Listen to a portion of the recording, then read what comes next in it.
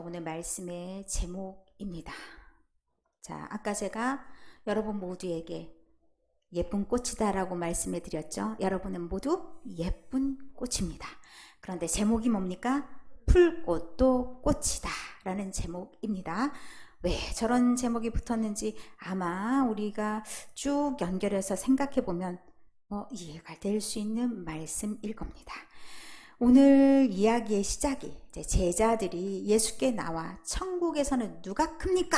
라는 질문으로 시작하는 것을 보게 됩니다. 왜 이런 질문을 하게 됐을까? 라는 것을 생각해 보면 다 이유가 있겠죠. 누가 큰지 작은지 얘네들은 정말 맨날 싸우고 있네 이런 생각을 할 수 있겠지만 이 마음속에는 누구도 다 인정받고 싶어하는 마음이 있습니다. 17장에 보면 아마 화근이 거기서부터 시작된 것 같습니다. 17장에 예수님께서 산 위에 제자들을 데리고 가셨습니다. 모든 제자들아 다 같이 가자 이렇게 안 하시고 3명이랑 같이 가셨습니다. 그 3명이 누구냐? 베드로, 요한, 야고보 3명의 제자들이 같이 갔습니다. 그리고 나머지는 어디에 있었냐? 산 아래에 무리들과 같이 있었던 그 장면이 떠오르게 됩니다. 그렇게 되면 이런 그 광경 속에서 제자들은 무슨 생각을 했을까? 제자들은 혹시 3명은 더 잘난 사람, 나머지 사람들은 더 못난 사람 이런 생각을 하면서 한편으로 이것이 왜 하나님 나라에서 누가 더 크냐 얘기로 됐는지를 마지막 17장 24절 이하의 이야기와 연결시켜 볼 수가 있습니다. 이제 성전세 내는 문제가 불거졌습니다. 그때 예수님께서 가이사의 것은 가이사에게 하나님의 것은 하나님에게 바쳐라 라고 말했는데 나는 내지 않아도 된다. 나는 주인이기 때문에 내지 않아도 되지만 이게 모두에게 그냥 보기 좋고 듣기 좋고 이러라고 나도 같이 내겠다 이런 말씀으로 마무리를 하십니다. 이 말씀을 듣는 제자들은 어떤 마음이 들었겠습니까? 와, 우리 예수님이 아주 대단하셔서 이제 하나님 나라, 그러니까 예수님이 이제 통치하실 그날이 금방 가까워졌어. 우리가 지금 예루살렘에 가고 있는데 우리 예수님이 그렇게 하시면 가만 계산 좀 해보자. 저 베드로, 야고보, 요한 이 3사람은 벼슬 좀 하고 좋은 자리 앉고 나머지 사람은 별 볼 일 없는 얘긴가? 하면서 자기들이 지금까지 예수님과 함께 동행하면서 어떤 위치, 어떤 대접을 받았는지 서로 왈가왈부하고 있었던 그런 상황이었을 겁니다. 그러면 네가 잘났네, 내가 잘났네 이렇게 하실 때 예수님께서 대답하실 때는 어떤 대답을 해주셔야 되냐면 그래 누구는 베드로는 나이가 많아서 대장이잖아. 그냥 그렇게 해줘. 이렇게 말씀하시는 것이 일반적인 질문과 답입니다. 그런데 예수님께서는 그렇게 말씀하시지 않았습니다. 전혀 엉뚱한 이야기로 이야기를 끌고 가십니다. 이 사람들의 가장 깊은 밑바닥의 마음을 이해함과 동시에 하나님 나라가 어떤 나라인지에 대해서 알려주신 것과 같습니다. 저희가 오늘 제가 아까 얘도 실수, 화면도 실수 이런 게 남발했죠. 왜 그럽니까? 그분이 있고 없고의 차이가 이런 실수하고도 연결됩니다. 제가요 이것저것 다 해야 되니까 정신이가 하나도 없습니다. 그래서 하다 보면 좀 익숙해지겠죠. 그런데 그렇게 이제 있고 없고의 차이, 그 차이 때문에 이제 어떻게 됐습니까? 제가 엄마와 동거를 시작했습니다. 저의 친정엄마와 동거를 시작하면서 동물들도 동거가 시작됐습니다. 저의 고양이와 엄마의 멍멍이와 둘이 동거가 시작됐는데 이분들께서 어찌나 질투가 심한지 누구 하나 이뻐하는 꼴을 못 봅니다. 제가 이제 딱 들어서자마자 제가 이제 주로 목양실에 있잖아요. 그리고 이제 집에 딱 들어가면 저희 고양이가 막 나와서 바로 앞에 대기해 있습니다. 이뻐해 달라고. 걔를 좀 안고 이뻐해 주면 걔가 나옵니다. 이제 걔 이름이 코코예요. 코코가 나옵니다. 내 다리 위에 딱 다리를 걸고 안아달라고, 이뻐해달라고, 나도 똑같이 해달라고 난리 법석입니다. 누구 하나 한 사람을 건드리면, 한 마리를 건드리면 나머지도 막 요란법석합니다. 아마 얘네들이 건강하게 오래 살 것 같습니다. 왜냐하면 서로 견제하느라고 늘어질 시간이 없습니다. 그렇게 살고 있는데 이게 뭐예요? 그들도 다 사랑받고 싶고 존중받고 싶고 있는 존재를 인정받고 싶은 마음이 있습니다. 그런데요, 사람들도 다 마찬가지 이런 마음이 있겠지요. 근데 2절에 딱 예수님께서 이 천국의 말씀을 하시는데 갑자기 누구를 세우시냐? 중간에 어린아이 하나를 세웁니다. 여러분의 손주를 생각하면 어린아이면 가장 존귀한 분, 그분이 대장님이셔 이렇게 생각할지 모르지만 예전에는 그렇지 않았어요. 혹시 우리 권사님들 어렸을 때, 우리 장로님도 어렸을 때 생각해보면 엄청 존귀하게 딱 인정을 받아서 얼싸얼싸 이렇게 하고 둥실둥실 하면서 자라셨습니까? 아마 존재 가치가 별로 없이 자란 분들이 대부분이었을 겁니다. 그래서 이름도 잘 안 불려. 놈, 새끼, 그리고 이것저것, 저것들이 어디 갔어? 이러면서 말하는 그런 사람 대접을 못 받는 그런 존재였을 수 있습니다. 그 시각으로 어린아이들을 바라봐야 됩니다. 그럼 뭐입니까? 묻혀 있습니다. 다 파묻혀 있어서 애써 걔를 끄집어서 이렇게 해주지 않으면 눈에 띄지가 않습니다. 마치 뭐와 같습니까? 자, 이제 지난주에 우리가 공사를 했던 현장으로 한번 가봅시다. 우리가 저렇게 열심히 뭔가를 심었습니다. 자, 이렇게 열심히들 하셨는데 여기 꽃나무들은 어떻습니까? 존재감이 팍팍 나타납니다. 그런데요, 저분들은 심어놓고 사진을 멀리서 찍어봤더니 색깔이 조금 화려한 애들은 보이지만 다 묻혀가요. 애써 걔를 하나하나 이렇게, 아이고, 옆에 가까이, 근접 촬영이죠. 가까이 가서 하나하나 보지 않으면 제가 저렇게 생겼는지 안 생겼는지 알 수가 없습니다. 권사님이 저거 모종을 사시면서 저한테 얘기를 하셨습니다. 좋아하는 꽃이 있어요? 제가 꽃을 알 턱이 있나요? 자, 그래서 이쁜 거 사줘요. 이렇게 말씀을 드렸습니다. 제가 꽃나무는 좀 아는데 작고 귀엽고 예쁜, 눈이 가야 되는 애들에 대해서는 저의 시각 자체도 아직까지 멀었구나 라는 생각을, 사실은 저걸 보면서 많은 생각을 했습니다. 자, 벚꽃이요, 벚꽃. 그러면 눈에 확 띄잖아요. 그럼 눈이 샥 가. 그런데 그 밑에 있는 꽃, 눈이 안 가네. 뭔지도 몰랐네. 저것이 꽃이요? 이런 마음으로 바라봤네. 이런 반성을 참 많이 했습니다. 꽃 같고 반성했습니까? 그게 아니라 혹여나의 마음이 어린아이를 그냥 쑥 지나가고 그렇게 끄집어서 보지 못하는 마음은 아니었을까라는 마음으로 돌아보았습니다. 이 어린아이를 예수님께서 세우셨다는 건 대단한 의미가 있습니다. 거기에 그 어린아이가 있었는지도 모르는 대부분의 사람들, 그 사람들 앞에 그 아이를 세웁니다. 그 아이를 세워놓고 누구네 애여 이게 중요한 게 아니라 그 아이를 세워놓고 말씀하십니다. 3절에 이르시되 진실로 너에게 이르노니 너희가 돌이켜 어린아이들과 같이 되지 아니하면 결단코 천국에 들어가지 못한다 라고 말씀하십니다. 이게 제일 시작하는 말이 이제 어린아이들과 같다라는 말에 많이 이제 중점을 두는데 사실 그 전에 방향이 정해져 있습니다. 돌이켜입니다. 이전까지 너의 생각과 이전까지 너의 습관들을 바꿔봐. 지금까지 했던 머리 딱 바꿔 이전 생각들을 말고 돌이켜서 지금까지 가져왔던 입장과 태도를 모두 바꿔서 변화시켜서 바라봐. 어린아이들이 어떻게 보이는지 다시 한번 봐봐라 라고 말씀하시는 겁니다. 어린아이들이 존재감이 없다고 말씀드렸죠. 예전에는 어느 정도였냐, 집안에 대장이 있습니다. 우리식으로 말하면 족보가 있으면 종갓집 대대손손 종갓집의 첫 번째 그 사람들만 인간이요, 나머지 인간들이 아니어요.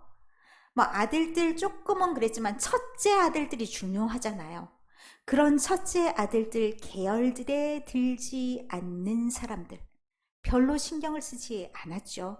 그런 아무 존재감이 없는 그 사람들에게도 관심을 두라, 일단 그렇게 말씀하십니다.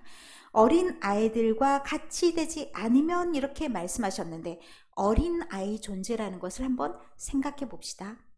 어린 아이들은 혼자서 살아가지를 못합니다. 그러니까 부모님에 대해서 절대적인 존재가 됩니다. 부모님에 대해서 절대적인 존재가 된다는 것은 존중하고 그 말을 온전히 받아들이고 그렇게 따르고 그렇게 작정한 사람들이 어린아이라는 겁니다. 그래서 이 어린아이가 실제적으로 존재하는 우리 집의 누구, 이렇게 생각하시면 안 되고요. 그와 같은 상태의 사람들, 그런 사람들을 말씀하는 겁니다. 우리의 인생도 다 마찬가지 아닙니까? 하나님 앞에서 우리는 뭔가 내가 하나님 없이도 살아갈 수 있는 존재네, 나는 내 판단과 내 뜻대로 살아갈 수 있는 존재네 라고 하면 어린아이와 같은 사람은 아닙니다. 어린아이와 같지 않습니다. 그런데 그 단계에서 한 단계 더 나아가는 것을 보게 됩니다. 이렇게 되지 않으면 하나님 나라에 들어갈 수 없다. 그럼 뭡니까? 크고 작고의 문제가 아니라 하나님 나라에 들어가지도 못한, 입장 거부당하는 사람이 된다는 얘기입니다. 하나님과 친밀한 관계, 하나님과의 관계가 가장 중요한 게 하나님 나라라는 말씀을 하고 있는 겁니다. 그럼 하나님 관계가 아무것도 없는 사람들은 하나님 나라의 백성이 아닌 거죠. 하나님 나라에 그런 사람들이 들어가는데, 그 다음에 이렇게 4절에는 자기를 낮추는 사람, 자기를 낮춘다는 것이 그렇게 하나님을 인정하는 사람이라는 의미가 있는 거고요. 겸손이랑은 조금 더 다른 의미가 있습니다. 하나님을 인정하고 나아가는데 한 단계 더 나아가서 5절에는 어떻게 얘기하냐면, 누구든지 내 이름으로 이런 어린 아이 하나를 영접하면 곧 나를 영접함이다 라고 말씀합니다. 보잘것없는 존재, 아무도 인정하지 않는 존재, 있는지 없는지조차도 알 수가 없습니다. 그런데 그들을 어떻게 대하냐? 마치 예수님을 받아들이듯이 그들을 받아들인다 말씀하는 겁니다. 그러면 우리가 그런 사람들 한번 생각해 봅시다. 우리가 같이 있는 사람들 중에서 애써 내가 끄집어서 저 사람을 보지 않으면 별로 존재감이 없어. 그런 사람들을 머릿속에 한번 떠올려 보십시오. 나는 그들에게 어떻게 대하고 있는지, 나는 그들에 대한 마음이 어떠한지, 그들을 정말로 예수님처럼 대하고 있는 건지. 예수님도 사실 이 땅에 오셨을 때 어떻게 오셨습니까? 많은 무리에 쌓여 있을 때 아무도 그의 존재감을 느끼지 못할 만큼 그렇게 낮고 천한 모습으로 오셨습니다. 그를 알아보는 사람들이 누구셨습니까? 비슷한 사람들. 그들이 알아봤지 서기관과 바리새인들 같은 잘나신 분들이 알아본 것은 아닙니다. 그렇게 작은 자, 낮고 천하게 오신 그 예수님은 어떻게 해야 알아보냐? 내 주변에 있는 그렇게 낮고 천한 자들을 내가 보듬어 안는 사람으로 살아갈 때 그렇게 알아볼 수 있다라고 말씀하십니다. 우리의 눈이 어떻게 돼야 된다는 얘기입니까? 저렇게 눈을 막 가까이 대고 봐야 되고, 혹시 바람에 쓰러지진 않는가? 돌보는 마음이 있어야 되고, 비가 많이 와도 걱정, 비가 안 와도 걱정, 이렇게 하면서 늘 돌보는 마음이 없으면 어떻게 합니까? 제가 타들어가든 말든 죽을 수도 있는 상황이 된다는 얘기입니다. 그런 마음으로 늘 돌보는 마음이 있어야 된다, 늘 영접하는 마음이 있어야 된다라고 말씀합니다.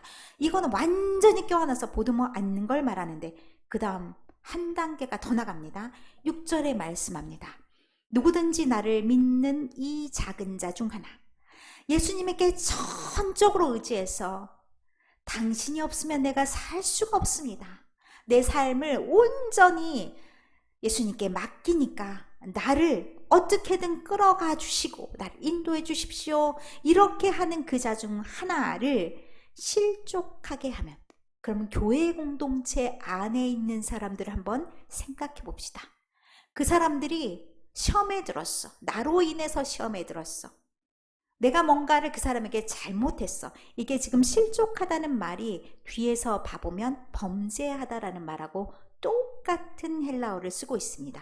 그럼 뭡니까? 내가 그들에게 잘못했을 때 그들이 마음이 상해서 이제 나 교회 못 다니겠네. 더럽고 치사해서 못 다니겠네. 이렇게 되면 어떻게 되는 거예요?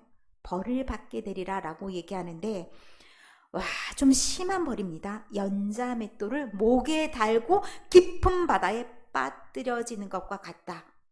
이건요, 다시 못 나옵니다. 이렇게 풍덩 빠지면 다시는 못 나올 정도의 그런 행위인데, 그와 똑같아 라고 말씀하십니다. 굉장히 무서운 말씀입니다.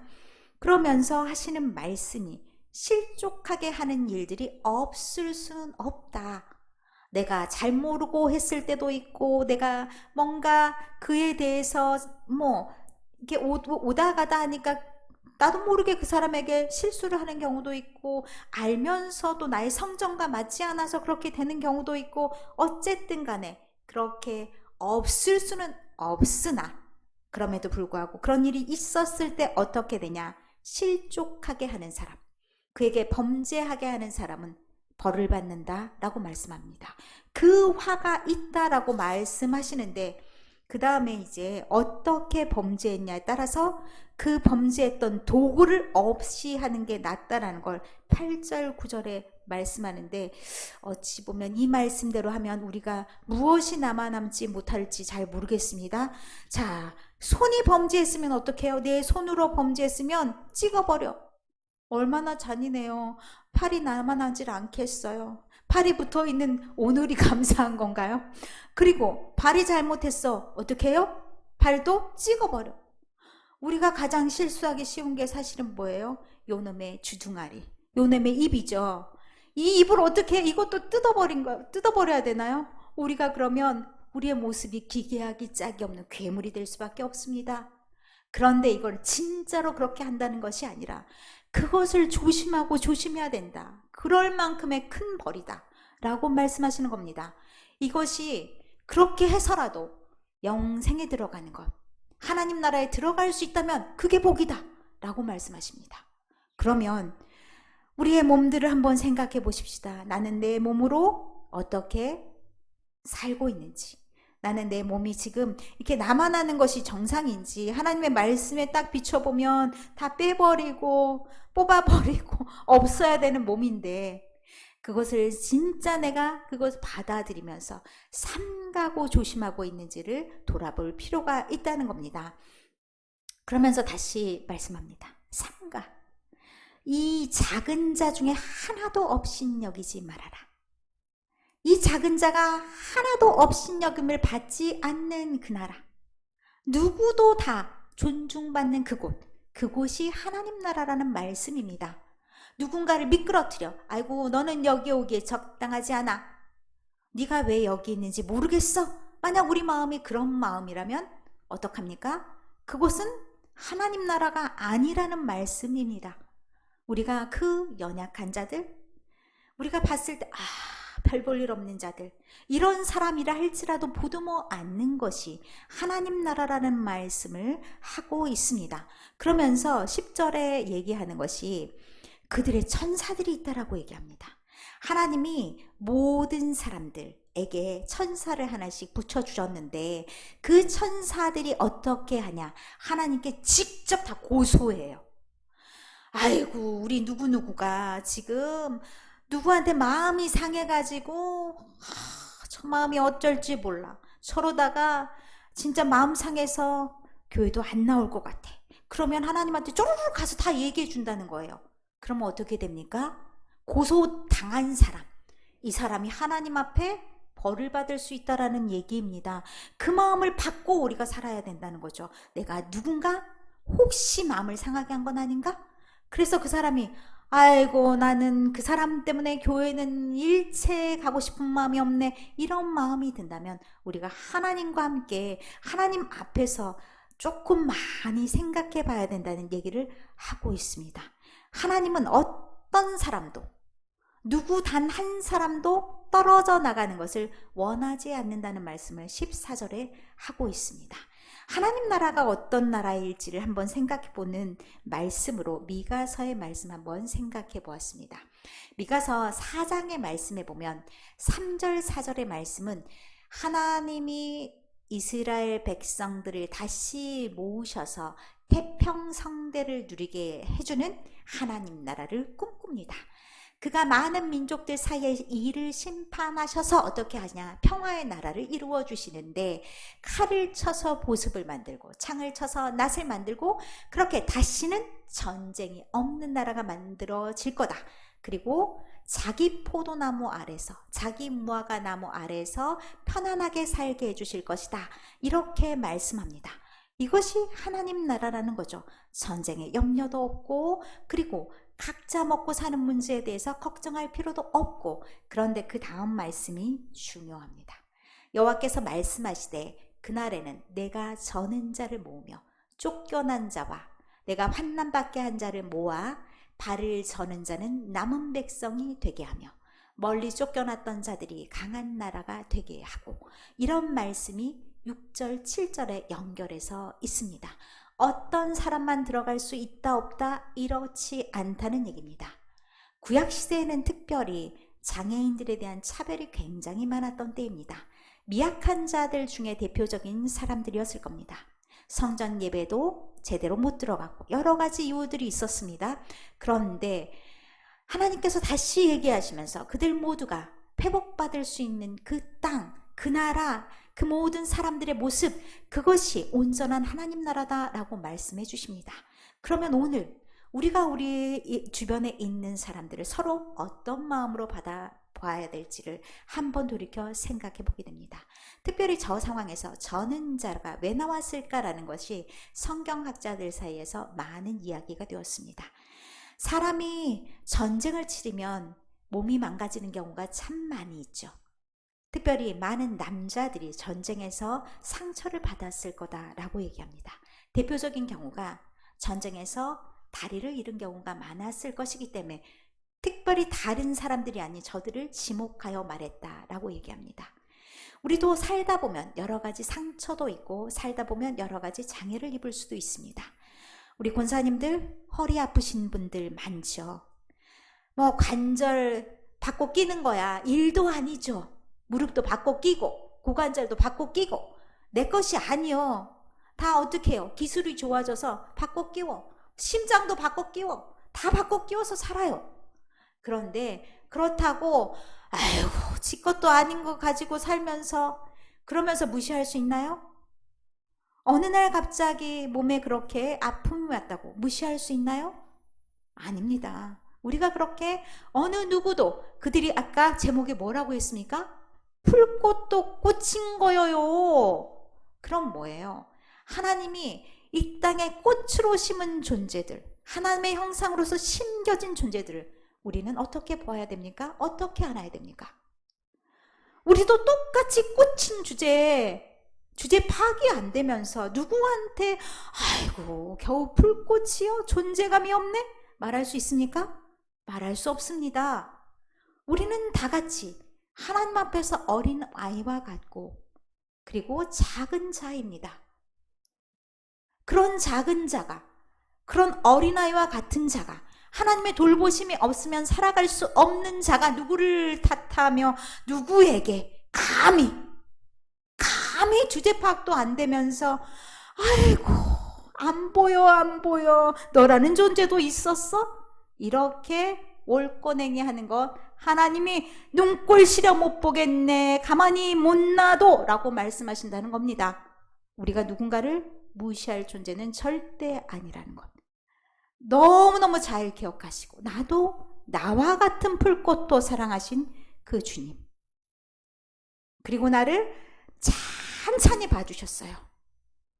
그리고 내가 어떤 소리를 하는지 너무 세밀하게 듣고 계셔요. 그래서 내가 이 자리에 있는 겁니다. 여러분 착각하지 마세요. 나는 저렇게 큰 예쁜 벚꽃이야 라고 착각하지 마세요. 자, 그 착각은 언제 합니까?